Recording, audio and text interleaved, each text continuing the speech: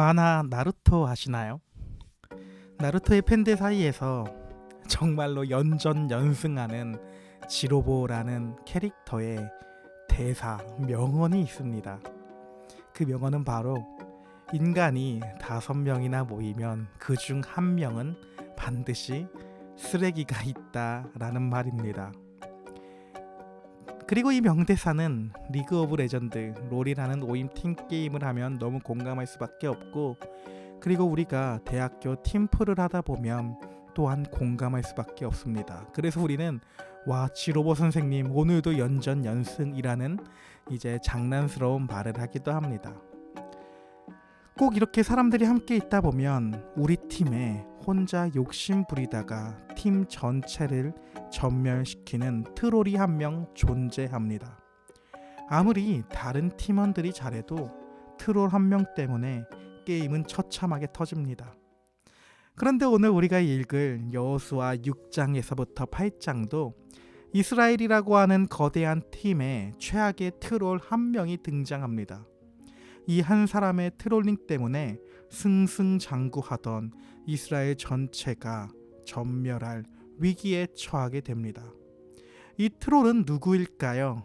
그리고 이 참담한 패배 속에서 발견하는 십자가의 은혜는 무엇일까요? 함께 여호수아서의 말씀을 6장부터 8장까지의 이야기를 살펴봅시다. 오늘 본문들은 가나안 정복 전쟁의 극적인 승리와 뼈아픈 패배를 동시에 보여줍니다. 먼저 6장은 가나안의 첫 관문인 여리고성 함락 이야기가 나옵니다. 이스라엘은 무기 하나 쓰지 않고 오직 하나님 말씀에 순종하여 여리고성을 무너뜨립니다. 이스라엘이 했던 행동이라고는 그저 성벽 주위를 조용하게 하루에 한 번씩 도는 것뿐이었습니다. 그리고 7일째 되던 날 7바퀴를 돌고 나팔 소리에 크게 소리를 지르자 그 견고하던 성벽이 와르르 무너져 내렸습니다. 상상하지도 못하는 전쟁의 방법으로 승리하게 된 것입니다. 따라서 하나님은 이 첫 번째 승리의 전리품을 온전히 바친 물건 헤렘으로 규정하시며 절대 개인적으로 챙기지 말라고 엄격하게 명령하셨습니다. 왜냐하면 모든 첫 열매는 하나님의 것이기 때문입니다. 따라서 이 전쟁의 첫 승리도 온전히 하나님의 것이어야만 합니다. 그렇게 6장이 마무리가 됩니다. 그러나 이내 최악의 트롤링이 7장에서 일어나게 됩니다. 아간이라고 하는 이스라엘 백성 중 한 사람이 탐욕에 눈이 멀어 신할 외투, 좋은 외투 한 벌과 2.4kg의 은 600g 정도 되는 금덩이를 훔쳐서 자기가 머무는 텐트 밑에 몰래 묻어버린 것입니다. 이 한 사람의 트롤링으로 인해 엄청난 나비 효과가 일어납니다. 여리고성에 비하면 정말로 아주 작은 성이었던 아이성 전투에서 이스라엘은 하나님의 진노로 전쟁에서 처참하게 패배하고 36명이나 목숨을 잃게 됩니다. 여호수아가 이 패배 때문에 하나님 앞에 엎드려 기도하자 하나님은 이스라엘 진영 가운데에 도둑질한 사람이 있다고 말씀해 주십니다.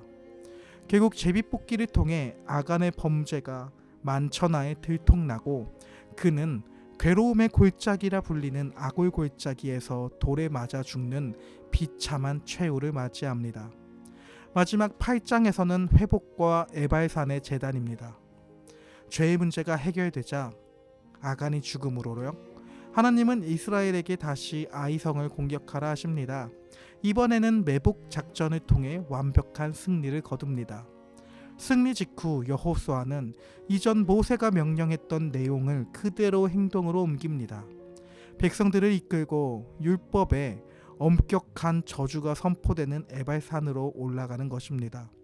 이 산에서 인간의 새 연장을 대지하는 투박한 돌로 제단을 쌓고 그 위에서 하나님께 화목제를 드리며 은혜의 언약을 새롭게 갱신합니다. 오늘 성경의 극적인 승리와 패배의 이야기는 예수 그리스도와 어떤 연관성을 가질까요?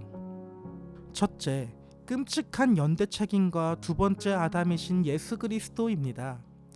오늘 성경을 읽으면 억울합니다. 아간 한 명이 죄를 지었는데 왜 죄 없는 36명, 36명이 아이성에서 죽어야 했을까요?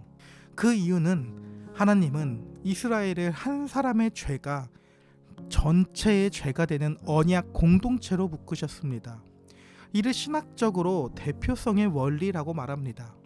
마치 어느 한 나라의 대통령이 전쟁을 선포하면 그 전쟁에 나는 동의하지 않았더라도 함께 전쟁에 나가야 되는, 참여해야 되는 국민이 되는 것을 생각하면 됩니다.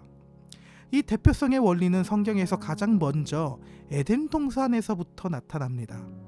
에덴 동산에서 첫 번째 사람 아담, 그 한 사람의 범죄, 즉 그 첫 번째 트롤링 때문에 우리 온 인류에게 사망과 정죄가 들어온 것과 같은 상황이 오늘 아간의 범죄의 모습에서 나타나고 있는 것입니다. 그리고 우리는 이 대표성의 원리에 따라서 아담이 지은 죄로 인해 아담 안에서 함께 패배한 자들이며, 사실 우리도 아담 안에서 함께 죄를 짓는 사람들인 것입니다. 하지만 복음의 소식은 이 절망을 완벽하게 뒤집습니다.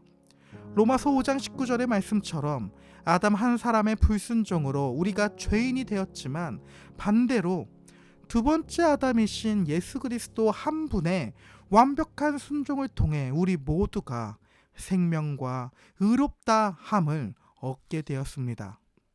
우리의 인생은 트롤 한 명 때문에 처참하게 망해버린 게임 같았지만, 완벽한 실력을 갖추신 예수님의 하드캐리 덕분에 우리는 아무 공로 없이 영원한 승리자가 된 것입니다.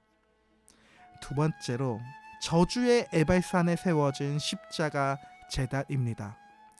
탐욕에 빠져 하나님의 것을 훔친 아간은 결국 본인 스스로가 철저히 진멸당해야 할 헤렘이 되어 아골 골짜기에서 비참하게 죽었습니다.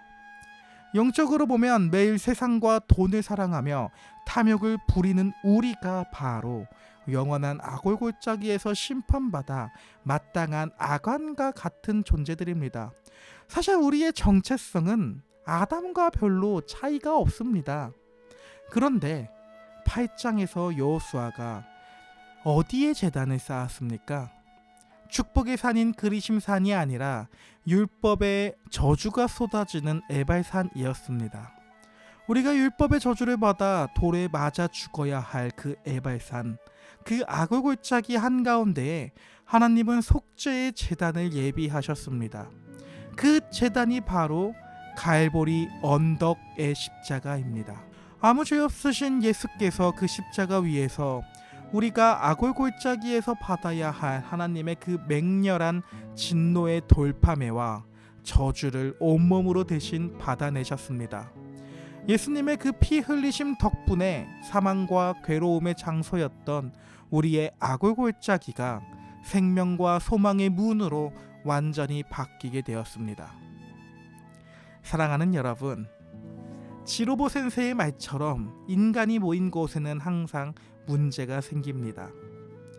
사실 저를 포함한 우리 모두가 하나님 나라라고 하는 거대한 팀의 룰을 매일 어기고 민폐를 끼치고 있는 영적인 트로들, 아간과 같은 죄인들입니다.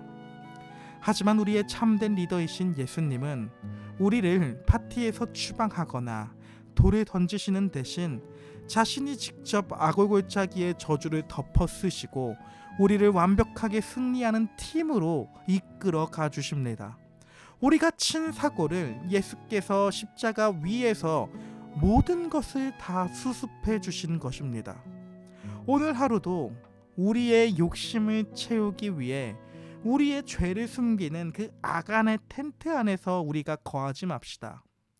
나침판을 돌려 나를 대신해 저주받으신 그 에발산의 십자가 제단을 바라보며 예수께서 주시는 참된 승리와 화목을 누릴 수 있는 오늘 우리의 하루가 될 수 있기를 예수님의 이름으로 기도합니다. 힘냅시다.